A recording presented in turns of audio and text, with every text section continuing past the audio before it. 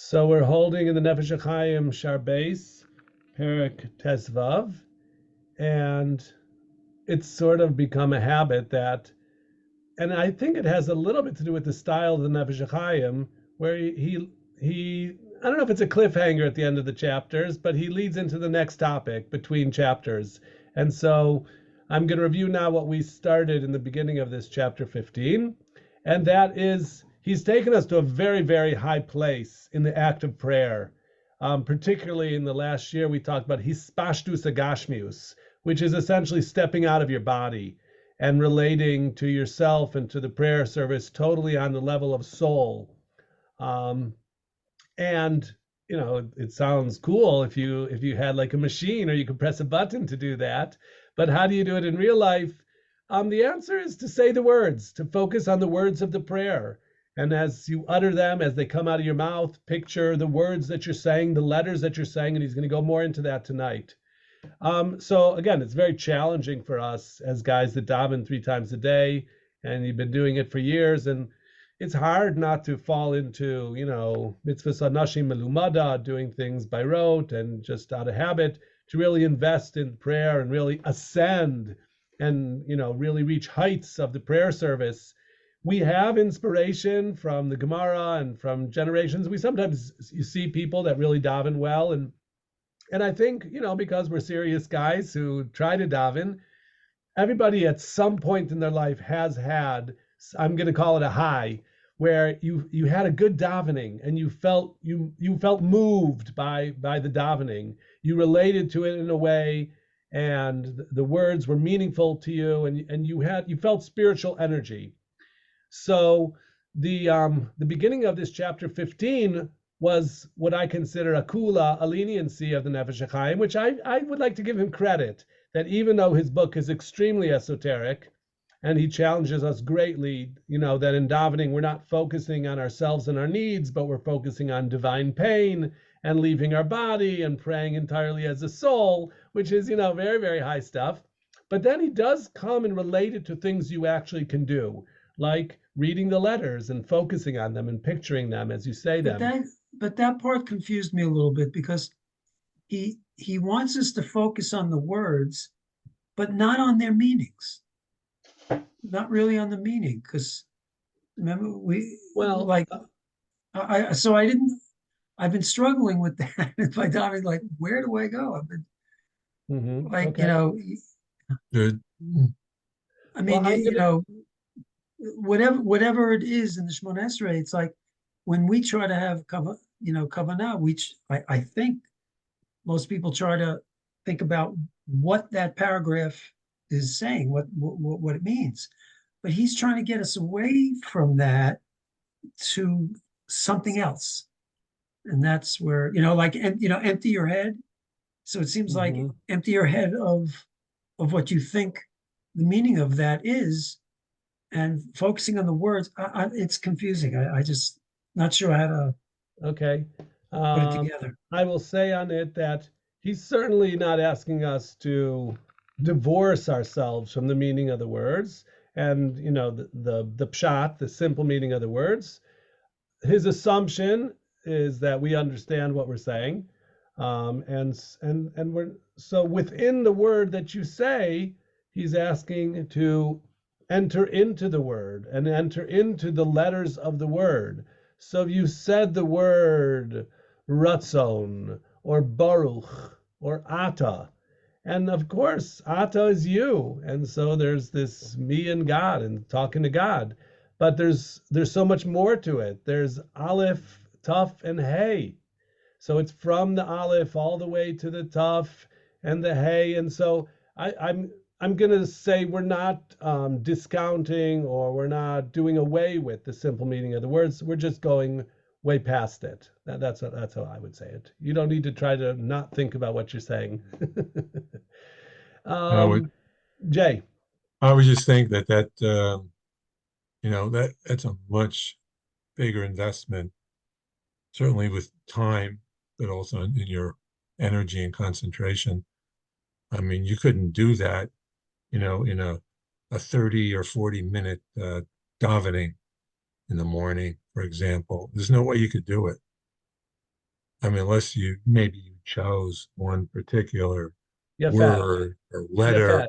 and everything else, you just did your regular way. So that's you're mechaven to the paragraph that I'm about to summarize that we did learn last week, and first of all, I want to remind you that he himself mentioned the Hasidim Arishonim who were shoyim sha'achas. They spent an hour davening the Shmon Esrei. So you're right that it's a larger investment of time to really go into every word or every letter. Of course, it's a meditative experience that takes energy and strength. But here's what he says in this paragraph. He says that we've been talking all about the second parsha of Kriyat Shema, which is v'avdo b'chol nafshechem. And we're talking about Nefesh, putting our soul into it. And he's building a case for this word b'chol, which we would stop say with all your soul. But he brings Yadua Plukta Chazal in many places in Shas. One Manda Amr says the word kol means every, Perush Kulo. But the other Manda Amr says it's miktsas, meaning kol shehu. So in English, it's the difference between every and any, which means you could kavayachol serve Hashem b'kol shehu nefesh, with any part of your soul, which halacha lemaisa means you can't, like Jay said, there's no way you're going to get through the whole Shemona Esrei letter by letter and investing and putting your mind in all those places, because none of us are on that level of meditation. It would take years to get to that. But we could focus on a few words, the first bracha, for example, or a particular bracha that we're dealing with, whether it's refuah or parnasa or geula or Yerushalayim or whatever, and on certain words, really invest in them and think about them as we say them and the letters. And tonight we're going to learn not only the letters, but even the nekudot, even the vowels. Anyway, this paragraph is a kula saying that it's unrealistic for us to expect us to, be on that level all the time. But if you do even a little of it, if you do any of it, you get great credit for that. So bechol nafshechem means with any part, and on any part of investing your nefesh, it's all going to be to the good. No good is ever lost. So that's a really a comforting message to me, that this is a great avoida. This is avoida gedoila. Tefillah is called, of course, avoida. It's work, it's labor, and the labor is in the mind and the heart. But whatever you do, because again, to say, oh, I'm going to start the Shmon Esrei and I'm going to have full kavanah, the whole thing from start to finish, that's silly. That's immature. It doesn't happen. Nobody davens like that. We make an effort, and whenever you find your mind wandering in the Shmon Esrei, so you bring yourself back and you try to focus again. But that's the natural process of meditation and of prayer, of trying to put yourself into it. It's also called ratz v'shov, of you run and then you come back. And so our mind does that. That's a natural cognitive process of our thoughts. We don't control our thoughts entirely. So we have a certain degree of focus, and we're trying here to say a text with intent, but our mind is going to run. And so we're going to try to catch it and bring it back to the task at hand, which is to invest in the words of the prayer. Okay? So that's what we're holding. So now he tells us how to prepare for such an act of prayer. Okay? And it's surprising, his answer. You might think, do some stretching exercises first. We do Psuke de Zimra, right, in Shachris, which is a good preparation. But listen what he says. Ikara chachana. What is the primary preparation for this? Hu lefi hanhagato kol hayom v'halayla b'talmud Torah mitzvahs. The way to prepare yourself for what I'll call a spiritual journey of prayer is by creating your spiritual world of Torah and mitzvahs.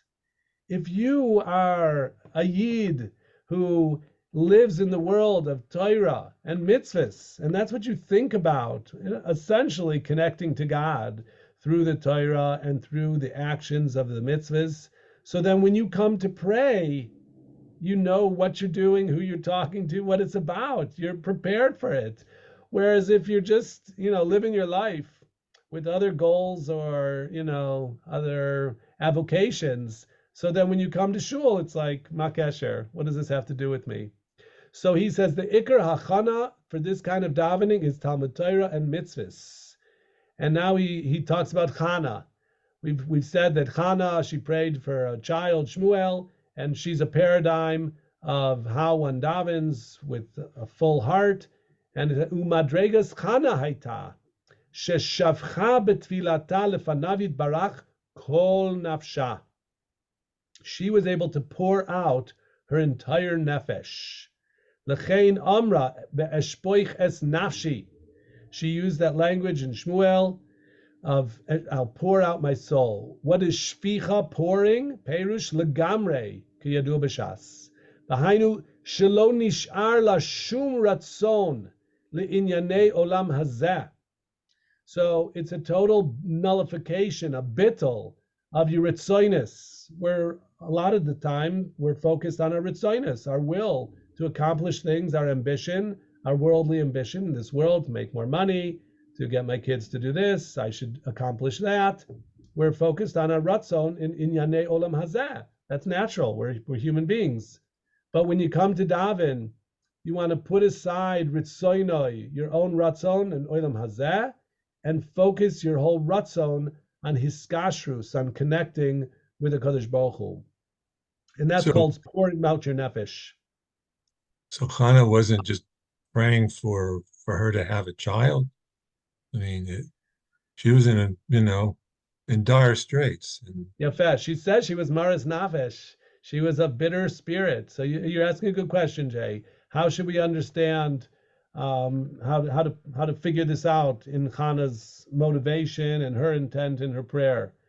And based on what we've learned in this Sha'ar, I think it's about she's feeling God's pain. She's a woman, and the Gemara in Brachas has it. Why did you give me breasts? And why did you give me a womb?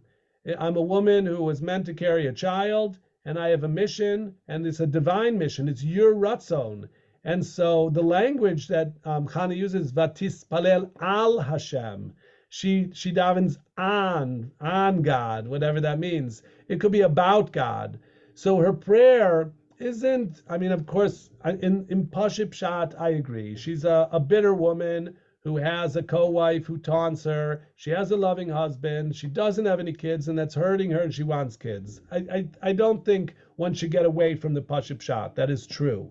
But the Nefesh HaHaim is an esoteric sefer who is learning and teaching about high levels of prayer, and Chana is an example of that.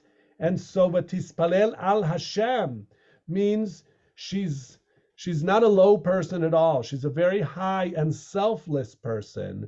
And even though she's bitter, what we learned is that when a Jew is suffering pain, even psychological pain, Hashem is in that with them. Imoy anoichi b'tzara. God is also suffering. The Shechina is suffering. And so Chana is praying to relieve this pain of the Shechina, of this woman who is out there and is not able to bear a child. So that's what she's pouring her soul out in. That's how I'm understanding it. Okay? So she pours out her nefesh. V'shvicha is to pour it out. Ki nefesh perush ratzon. Okay? Another aspect of nefesh here. Nefesh means ratzon, k'mo shekasav in Shmuel. Matoimer nafshecha v'aselecha v'ratzon haklali kashur b'chlal hanefesh. So to pour out your nefesh is to pour out your ratzon. V'hinei kol hanal be'inyan hatfilah she'ikara shvichas hanefesh l'davka lo yizbarach b'kol teva. Hainu shvichas klal hanefesh lo yizbarach. So clinging to God in every word of the prayer is the essence of pouring out your ratzon, pouring out your nefesh. Below hakavana v'havchana bivchinat hapratim haklulim benefesh. Okay, we're now going to go. We're at a very high place. We're now going to go higher. Okay, so fasten your seatbelts, and here we go to the next level. Omnam yesh madrega yoiser gavoa bezeh. Okay, next level higher. Vehu lechaven bevchinas hapratim haklulim benefesh אלא שצריך חינוך להרגיל עצמו ממדרגה למדרגה, שאחר שכבר הורגל בתפילתו איזה זמן בעניין שפיכס והזדבקוס klal hanefesh, you've already mastered the ability to connect up to Hashem through your prayer, through the words, and through your soul. We're now going to go to particular aspects of the soul. So, and he says it takes time, right? He says you get into the habit of it, and you're going from one level to another. Achar zeh ya'atik atzmo lechaven b'vchinat hapratim shenafsho klulal mehem. And he's now going to tell us what those are.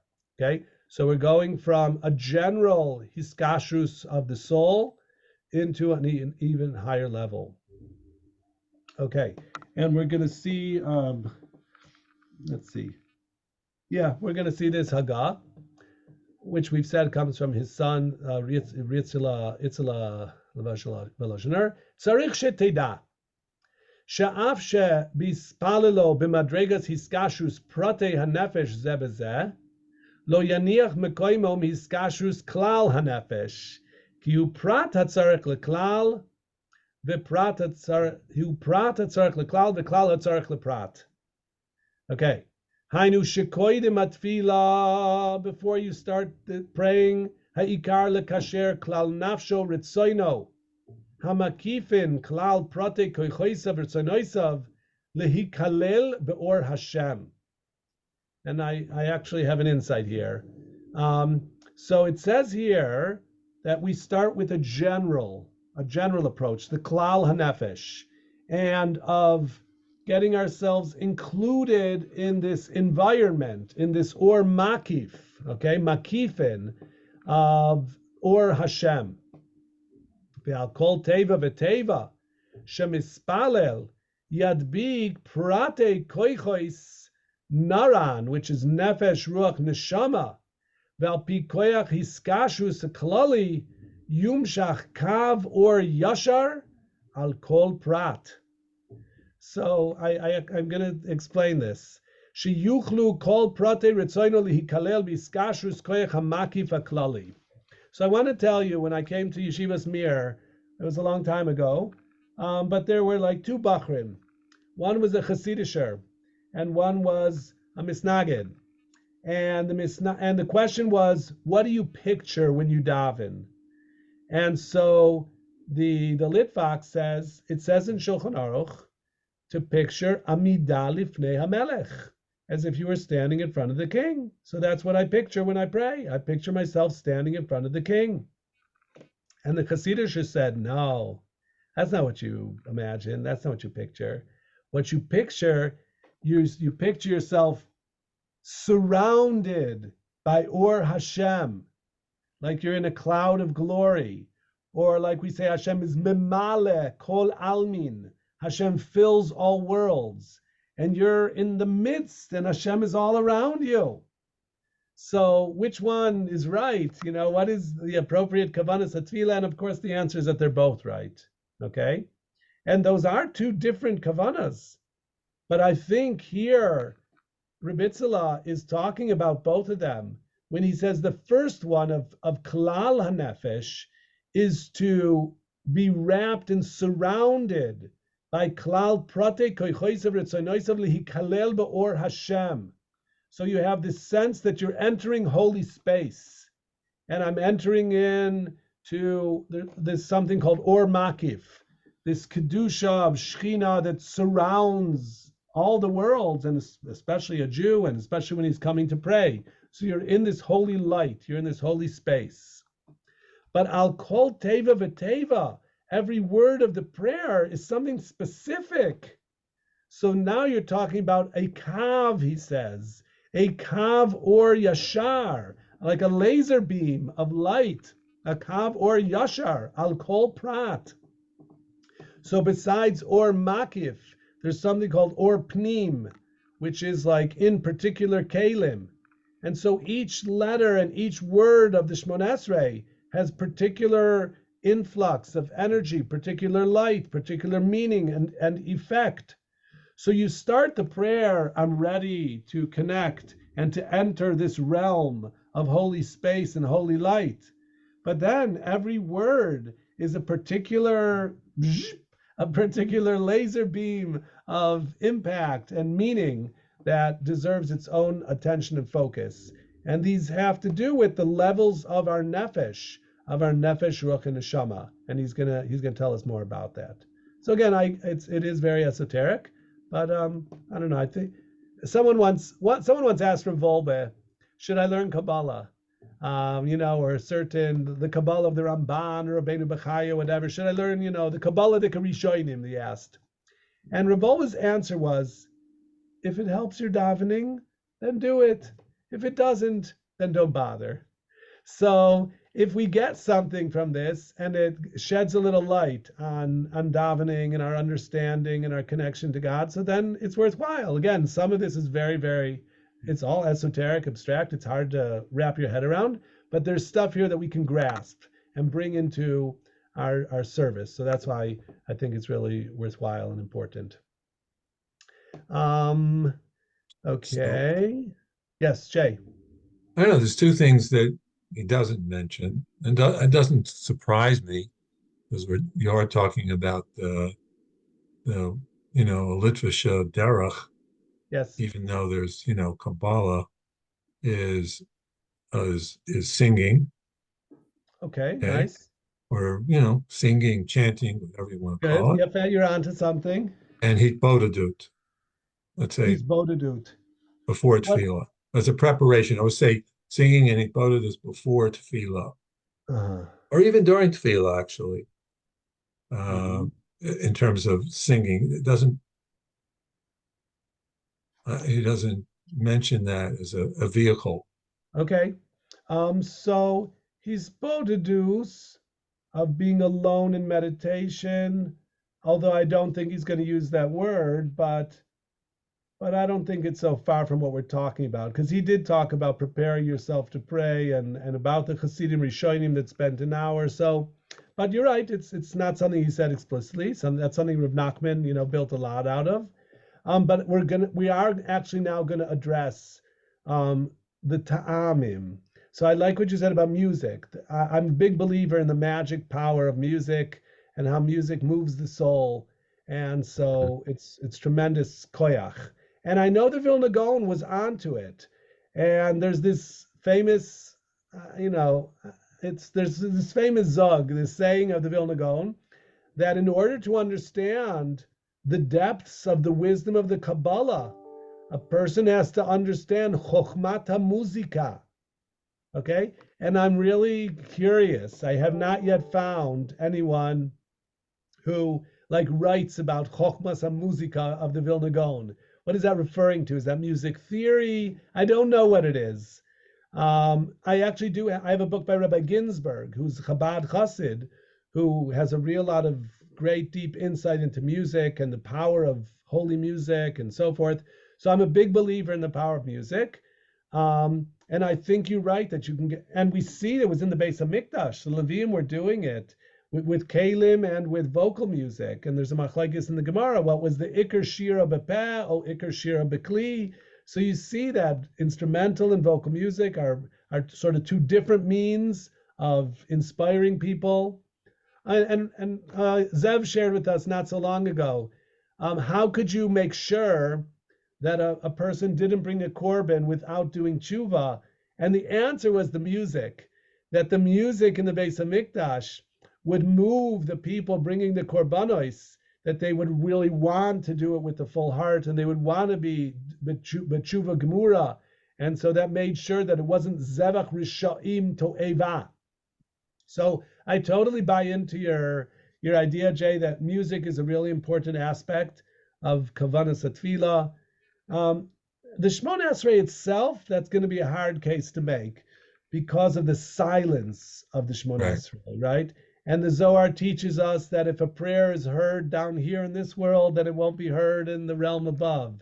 So I think song and music can be like Sukkot Zimra, and it's brought in Shulchan Aruch to raise your voice for Shema Yisrael Hashem Elokeinu, ki al yedei hakol me'orer hakavana. So definitely raising one's voice does arouse one's intent. That's for sure true, and we're aware of that. But in the Shmoneh Esrei itself, I don't think that's a vehicle that we're going to use because of the silence of the prayer. But even with that said, he is going to talk about now the ta'amim, okay, the nikudot and the ta'amim. So there, your point about music being a capacity to move us and to inspire us, I think you're right. Okay, so let's go on now. We're now Perik.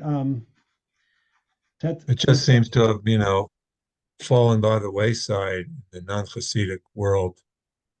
The importance of music. It's coming back, right? Today, in many shuls, there's today they call it Karli Bach Minyan or whatever they call it.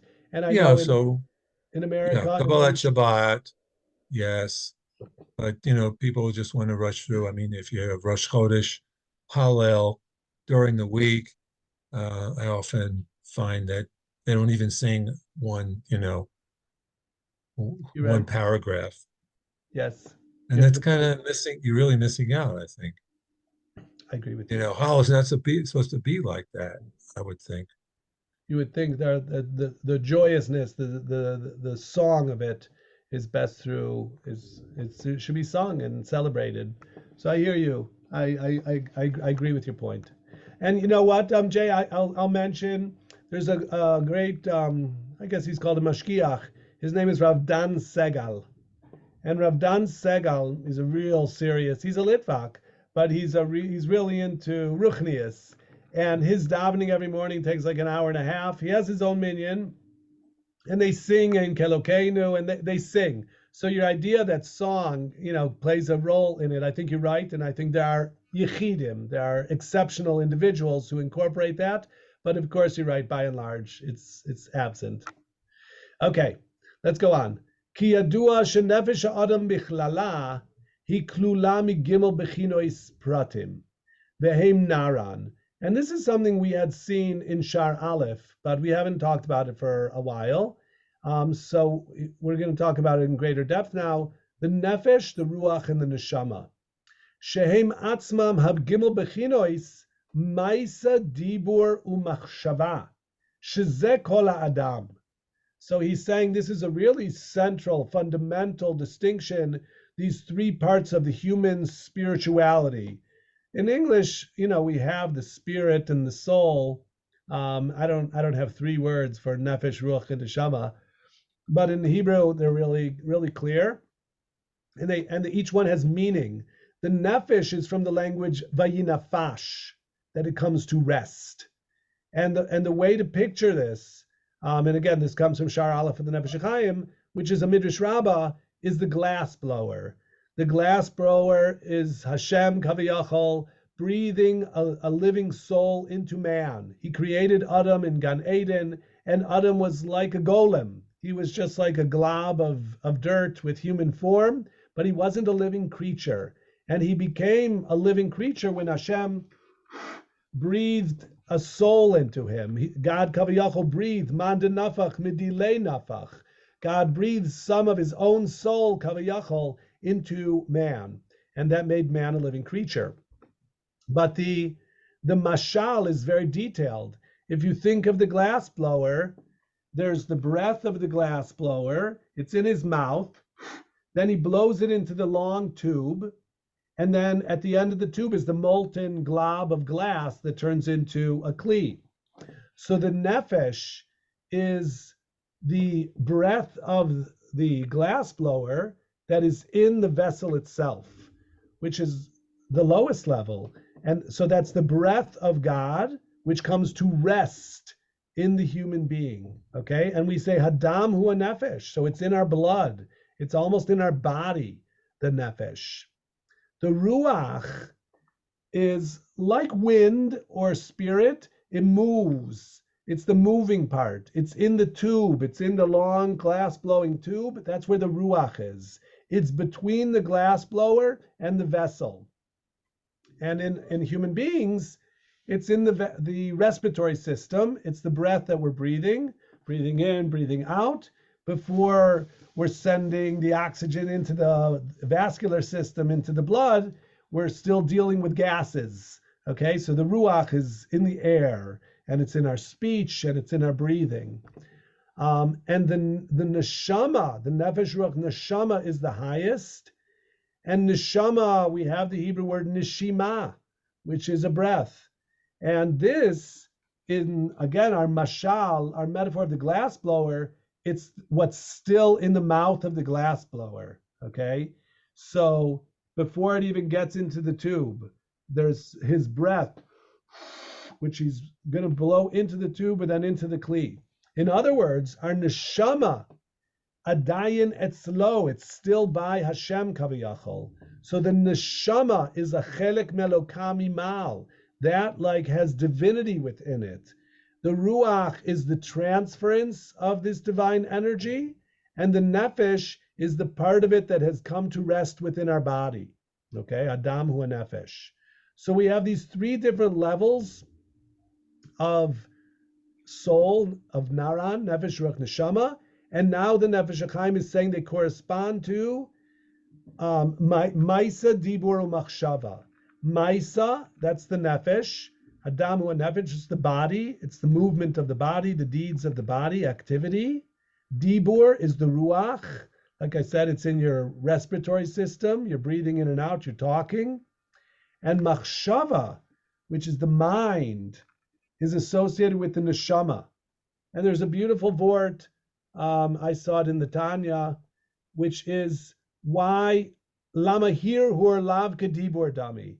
Okay, to think your way through a mitzvah, to think Shema Yisrael or something like that. Anytime you have a mitzvah of dibur, it's not enough merely to think the words. You got to say the words with your lips. Akima sfasav. You got to do the maisa of moving your lips and putting your breath through. You have to involve your nefesh and your ruach. If you only think the words, so you did the mitzvah with your neshama, but you don't get credit for mitzvahs that you do with your neshama, because your neshama is a chelik melokam mal. Of course you can do mitzvahs with your neshama. That's easy. That's holy. Masha enkein, the chiddush is to sanctify and to connect, to use your ruach, to connect your nefesh to ritzoino yizbarach. That's the kunz. That's the hard thing, to get our lowly body and the blood that flows through our veins that has all sorts of animal ritzoinos. It's lazy, it's baltaiva, it's all the things that we know from our body. And to get that to do a mitzvah, for that you get Sha'ar. That is a tikkun. That's a rectification. That's an elevation.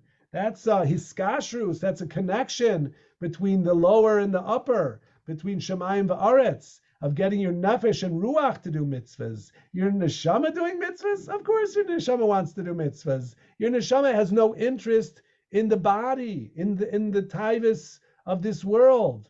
So the neshama is a pristine and very, very holy aspect of the divinity that connects up with us. It's not even considered entirely in the body. It's hovering over the body. It's associated with the tefillin shel rosh, with your thoughts a little bit, whereas the ruach is more this bridge, and the nefesh is the blood, is housed in the blood flowing through your veins.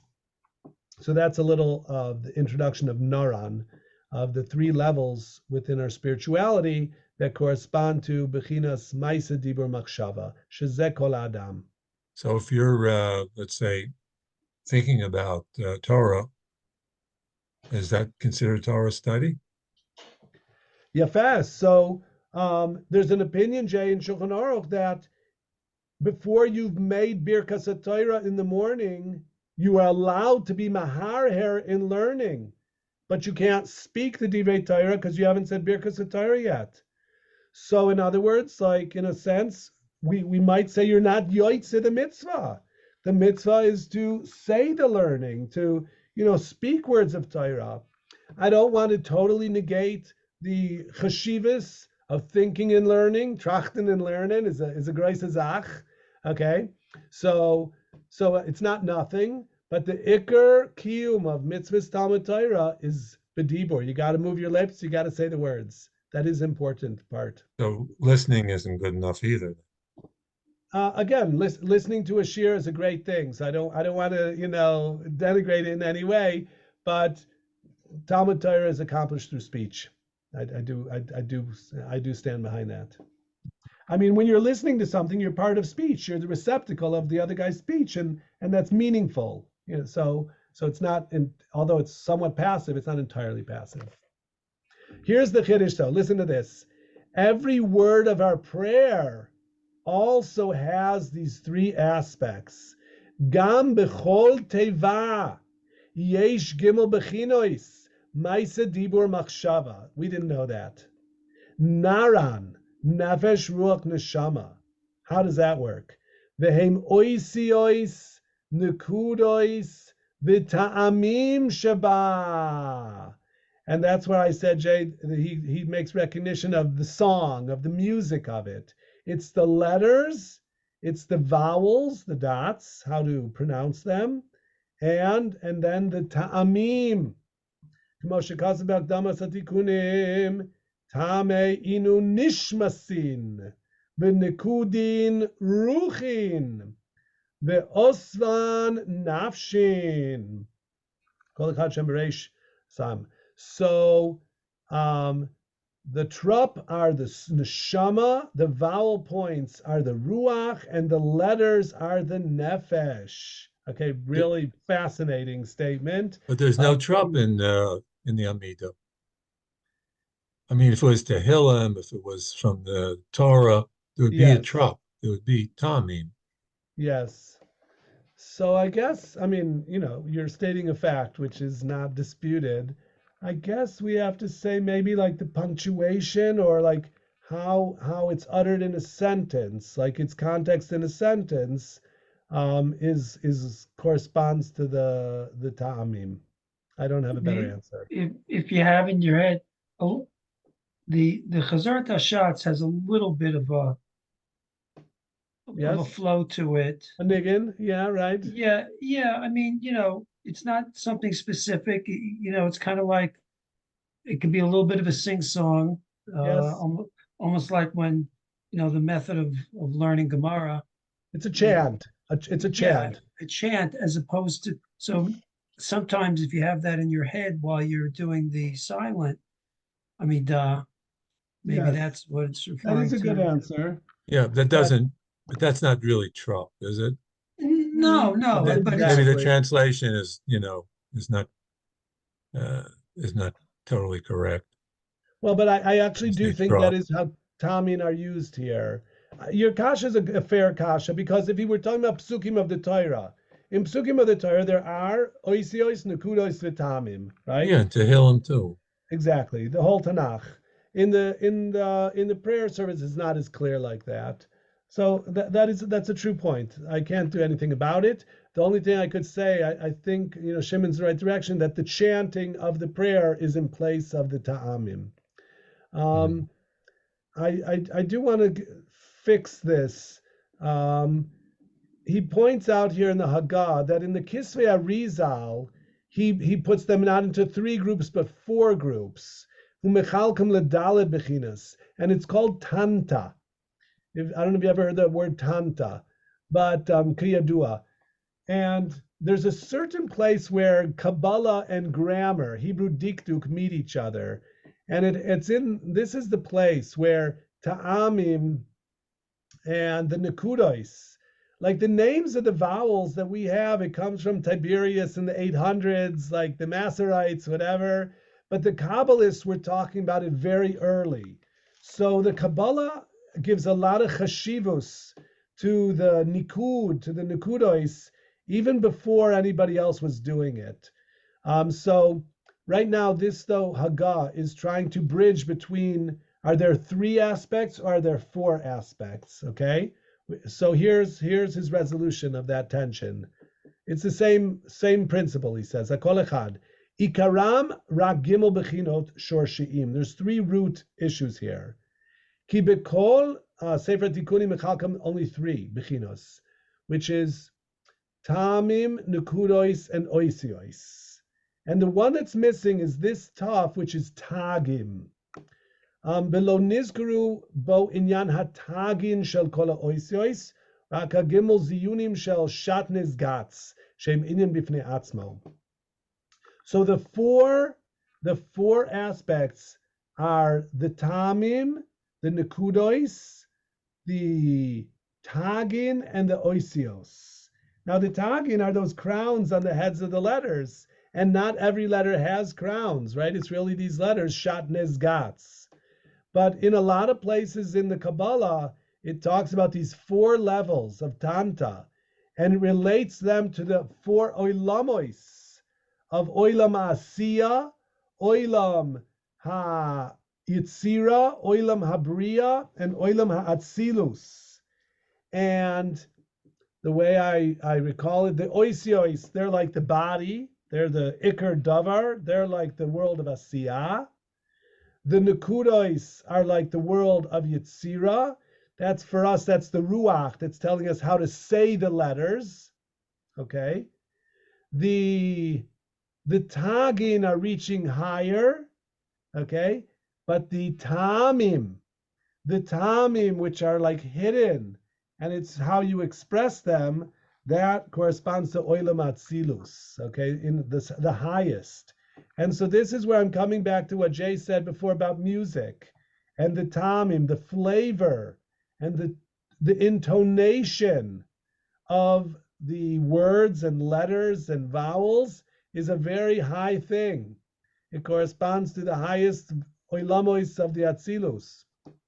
So, Bekitzer, I'm going to leave it here for this evening, but we learned a very interesting thing about the parts of the human soul, the Nefesh, Ruach, and Neshama, and those aspects are not only by the human being, but they're also in the Torah. That we have letters, vowels, nekudois, and tamim, and even tagim. So we have the three parts of the soul of the Maisa, Dibur, and Machshava are also represented in the letter itself, which are consonants. We have the vowel, how you enunciate them. Right? A base is just b. But is it ba, bi, bo, bu? Right? You need nekudos for that. So the nekudos give it life.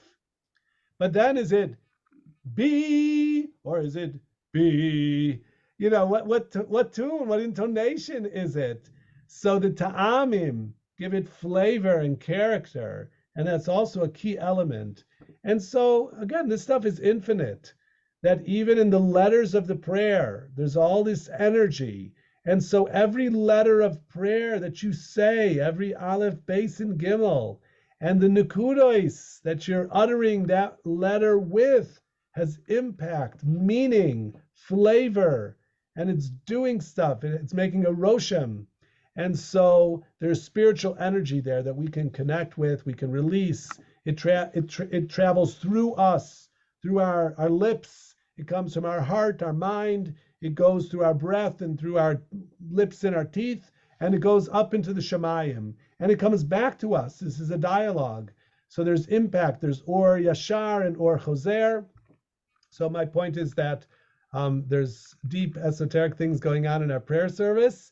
And at the end of the day, we're talking about saying the words with intent for their meaning and their composition, what they're comprised of, which is letters, dots, and tamim.